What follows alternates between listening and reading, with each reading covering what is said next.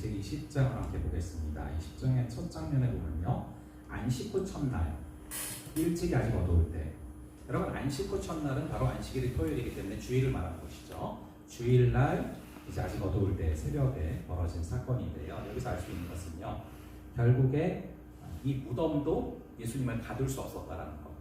세마포도 마찬가지였습니다. 즉 사단이 예수님을 죽이기 위해 쓴 무기들이 다 무력화됐다라는 것들을 우리가 시작부터 바로 보고 들어갈 수가 있고요. 2절에 보시면은 시몬 베드로와 예수께서 사랑하시던 그 다른 제자에게 달려가서 말하되, 항상 여러분 보시면은요, 요한복음 보시면 느끼셨겠지만 12제자 중에 다른 제자들은 다 이름을 말을 해요.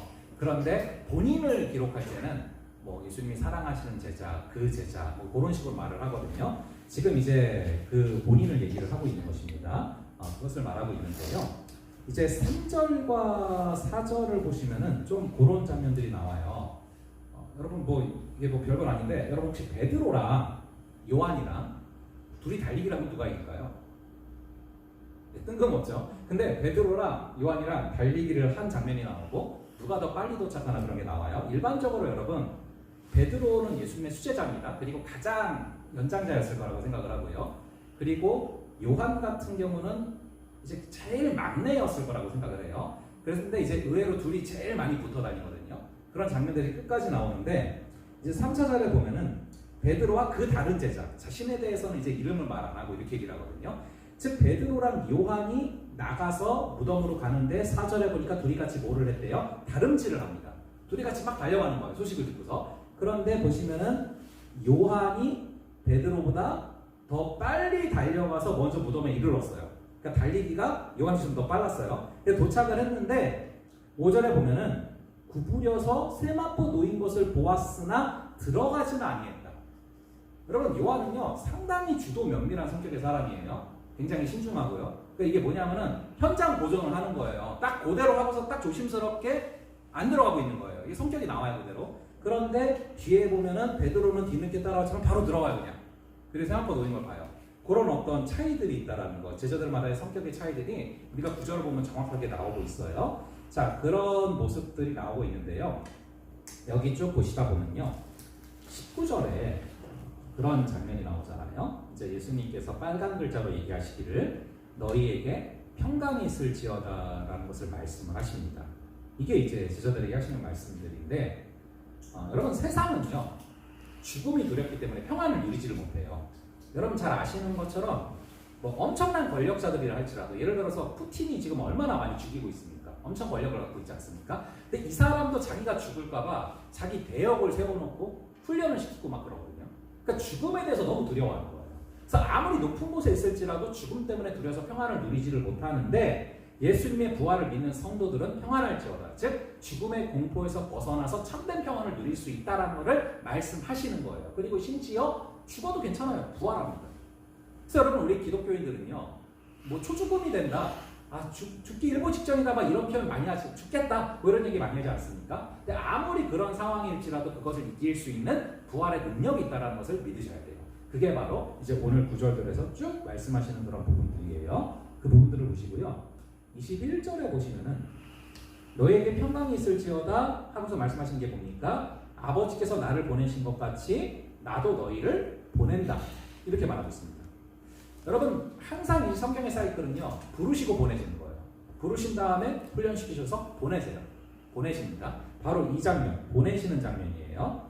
그래서 이제 여기서 미셔널 철치라는 그런 개념들이 나오는데요, 보내신단 말이죠. 여기서 여러분들이 생각해 볼 것은 예수님의 부활을 전하는 일은 선택이 아니라 필수라는 거예요. 보내셨기 때문에 우리는 그 부활의 소식을 전해야 되는데, 나는 누구에게 그 부활의 소식을 전해야 되는가? 그것도 여러분들 좀 묵상해 보실 수 있는 시간이 되기를 바라고요. 24절에 보시면은 여러분들이 잘 아시는 도마, 굉장히 어떻게 보면 의심의 아이콘이죠. 이 의심 많은 도마라고 우리가 알고 있지 않습니까? 그 이제 도마가 나오는데요, 우리가 24절 이후에 보면 뭘 할 수 있냐면은 24절에 이렇게 나오죠. 12제자 중에 하나로서 디두모라 불리는 도마는 예수께서 오셨을 때 함께 있지 아니한지라. 이게 이제 원인이에요. 여러분, 도마가 성경을 보면요, 상당히 똑똑한 사람으로 보여지거든요. 그리고 상당히 자기 주관도 있고. 그래서 좀 공동체가 없이 혼자서도 신앙생활 잘 해나갈 수 있을 것 같은데 느낌이 드는데 아무리 그런 사람이라도 공동체를 떠나 있으면 예수님을 잃어버린 거예요. 이게 딱 그렇게 나와 있지 않습니까? 예수께서 오셨을 때 함께 있지 아니한지라. 결국 공동체를 떠나면 예수님이 안 보이게 된다는 거예요. 여러분 공동체에서 우리가 함께 신앙생활에 나가는 것이 생각보다 굉장히 중요합니다. 떨어져 있을 때 결국에는 시험에 들고 떨어져 있을 때 결국에는 믿음이 같이 떨어진다는 거예요. 그것을 이제 도마가 정확하게 보여주고 있어요. 근데 이제 25절에 보면은 뭐 그래서 유명한 얘기 하잖아요. 그 손의 못자국을 보면서 내 손가락을 그 못자국에 넣으면서 내 손을 옆구리에 넣어보지 않고는 믿지 않겠다. 보이는 것만 믿던 이 도마예요. 여러분 이게 보면 그래요. 제가 이제 제자반을 쭉 해왔었는데요. 제자반을 하면은 한 번에 한 12명에서 14명, 15명, 16명까지도 했었어요. 뭐 매년. 근데 하면은 항상 같이 제자반 하는 분들 가운데 항상 역대 노마들이 있어요. 그러니까 꼭 한 명 정도는 안 믿고 의심하고 막 안 따라오고 막 태클 걸고 싶어하고 막 이런 역대 노마들이 있어요. 왜 공동체 안에도 항상 그런 존재들이 있거든요. 근데 귀한 존재들이에요.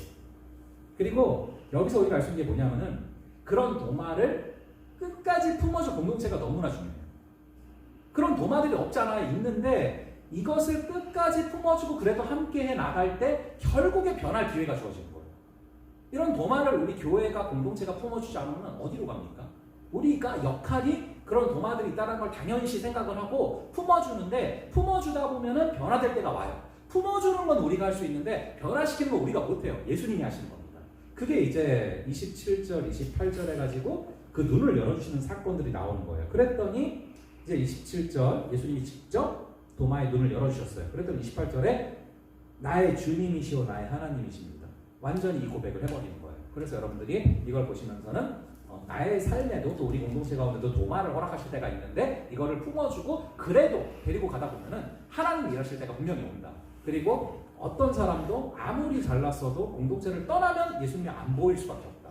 그것들 여러분들 기억을 하셔야 돼요. 그래서 그런 부분들을 기억을 하시면서 우리 20장 보시고 또 21장으로 가겠습니다. 제20장 안식 후 첫날 일찍이 아직 어두울 때에 막달라 마리아가 무덤에 와서 돌이 무덤에서 옮겨진 것을 보고 시몬 베드로와 예수께서 사랑하시던 그 다른 제자에게 달려가서 말하되 사람들이 주님을 무덤에서 가져다가 어디 두었는지 우리가 알지 못하겠다. 베드로와 그 다른 제자가 나가서 무덤으로 갈새 둘이 같이 다름질하더니 그 다른 제자가 베드로보다 더 빨리 달려가서 먼저 무덤에 이르러 구부려 세마포 놓인 것을 보았으나 들어가지는 아니하였더니 시몬 베드로는 따라와서 무덤에 들어가 보니 세마포가 놓였고 또 머리를 쌌던 수건은 세마포와 함께 놓이지 않고 딴 곳에 쌌던 대로 놓여 있더라. 그때에야 무덤에 먼저 갔던 그 다른 제자도 들어가 보고 믿더라. 그들은 성경에 그가 죽은 자 가운데서 다시 살아나야 하리라 하신 말씀을 아직 알지 못하더라. 이에 두 제자가 자기들의 집으로 돌아가니라. 마리아는 무덤 밖에 서서 울고 있더니 울면서 구부려 무덤 안을 들여다보니 흰옷 입은 두 천사가 예수의 시체니었던 곳에 하나는 머리편에 하나는 발편에 앉았더라. 여자여, 어찌하여 우느냐? 사람들이 내 주님을 옮겨다가 어디 두었는지 내가 알지 못함이다. 이 말을 하고 뒤로 돌이켜 예수께서 서 계신 것을 보았으나 예수이신 줄은 알지 못하더라. 여자여, 어찌하여 울며 누구를 찾느냐? 마리아는 그가 동산지기인 줄 알고 이르되 주여, 당신이 옮겼거든 어디 두었는지 내게 이루소서. 그리하면 내가 가져가리이다. 마리아야. 마리아가 돌이켜 히브리 말로 라보니, 이는 선생님이라는 말이라. 나를 붙들지 말라. 내가 아직 아버지께로 올라가지 아니하였노라. 너는 내 형제들에게 가서 이르되 내가 내 아버지 곧 너희 아버지 내 하나님 곧 너희 하나님께로 올라간다 하라. 막달라 마리아가 가서 제자들에게 내가 주를 보았다 하고 또 주께서 자기에게 이렇게 말씀하셨다 이르니라. 이날 곧 안식 후 첫날 저녁 때에 제자들이 유대인들을 두려워하여 모인 곳의 문들을 닫았더니 예수께서 오사 가운데 서서 이르시되 너희에게 평강이 있을지어다. 이 말씀을 하시고 손과 옆구리를 보이시니 제자들이 주를 보고 기뻐하더라. 너희에게 평강이 있을지어다. 아버지께서 나를 보내신 것 같이 나도 너희를 보내노라. 이 말씀을 하시고 그들을 향하사 숨을 내쉬며 이르시되 성령을 받으라. 너희가 누구의 죄든지 사하면 사하여 질 것이요 누구의 죄든지 그대로 두면 그대로 있으리라. 12 제자 중에 하나로서 디드모라 불리는 도마는 예수께서 오셨을 때에 함께 있지 아니한지라. 다른 제자들이 그에게 이르되 우리가 주를 보았노라. 도마가 이르되 내가 그의 손에 못자국을 보며 내 손가락을 그 못자국에 넣으며 내 손을 그 옆구리에 넣어보지 않고는 믿지 아니하겠노라. 8해를 지나서 제자들이 다시 집 안에 있을 때에 도마도 함께 있고 문들이 닫혔는데 예수께서 오사 가운데 서서 이르시되 너희에게 평강이 있을지어다. 도마에게 이르시되 네 손가락을 이리 내밀어 내 손을 보고 네 손을 내밀어 내 옆구리에 넣어보라. 그리하여 믿음 없는 자가 되지 말고 믿는 자가 되라. 나의 주님이시여, 나의 하나님이시니이다.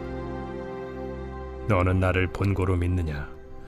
보지 못하고 믿는 자들은 복되도다.